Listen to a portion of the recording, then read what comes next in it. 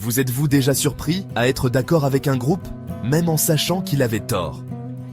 Cette tendance au conformisme, même contre notre meilleur jugement, est une force puissante dans le comportement humain. Elle façonne nos choix, nos croyances et même notre perception de nous-mêmes. Le désir de s'intégrer est profondément ancré dans notre passé évolutif.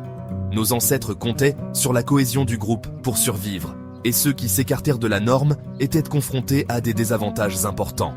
Cet instinct ancien de se conformer continue de nous influencer aujourd'hui, souvent de manière subtile et inconsciente.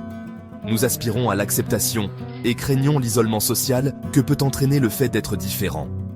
Cette peur peut nous conduire à prendre des décisions irrationnelles, même lorsque nous savons pertinemment le contraire.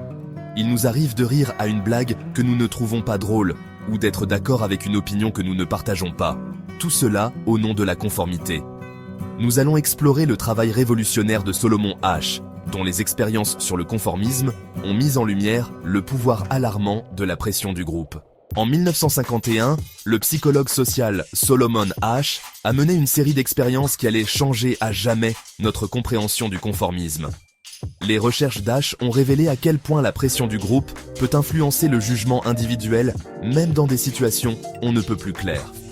Ces expériences, aujourd'hui considérées comme des classiques de la psychologie sociale, offrent un aperçu frappant du pouvoir du conformisme.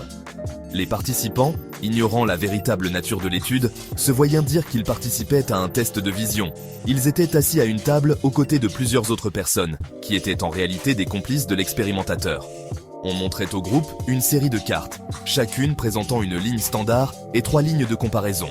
La tâche était simple en apparence, faire correspondre la ligne standard à la ligne de comparaison de longueur égale.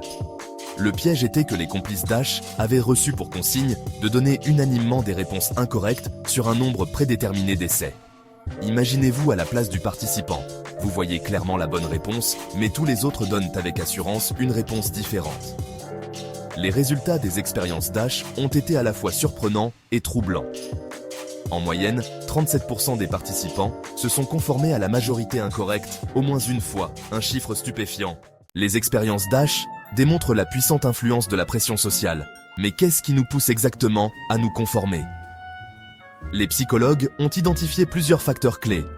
Un facteur important est notre besoin inné d'approbation et d'acceptation sociale. Les êtres humains sont des créatures sociales, et nous sommes programmés pour rechercher l'appartenance à un groupe. D'un point de vue évolutif, faire partie d'un groupe offrait sécurité, ressources et chances accrues de survie.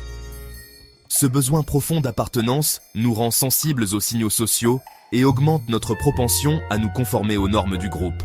Un autre facteur est notre tendance à douter de notre propre jugement lorsqu'il est en contradiction avec celui des autres. Lorsque tout le monde semble d'accord sur quelque chose, nous commençons à remettre en question nos propres perceptions. Le désir d'éviter les conflits et de maintenir l'harmonie au sein du groupe joue également un rôle dans le conformisme. Aujourd'hui encore, les conclusions d'Asch trouvent un écho dans notre vie quotidienne. Nous observons le conformisme dans les tendances des médias sociaux, la dynamique du lieu de travail et même dans nos relations personnelles. C'est un rappel que l'influence du groupe peut être subtile mais puissante. Mais il y a de l'espoir. En étant conscients de ces influences, nous pouvons apprendre à nous libérer du troupeau. Cela commence par la remise en question du statu quo et le courage de s'affirmer lorsque cela est nécessaire. Que pouvons-nous retenir de l'expérience d'Asch? C'est un appel à prendre conscience des pressions qui nous poussent à nous conformer et à accorder de la valeur à notre propre jugement. Efforçons-nous de créer des environnements où l'individualité est célébrée et l'esprit critique encouragé. Merci de votre attention et continuons à nous interroger, à apprendre et à grandir.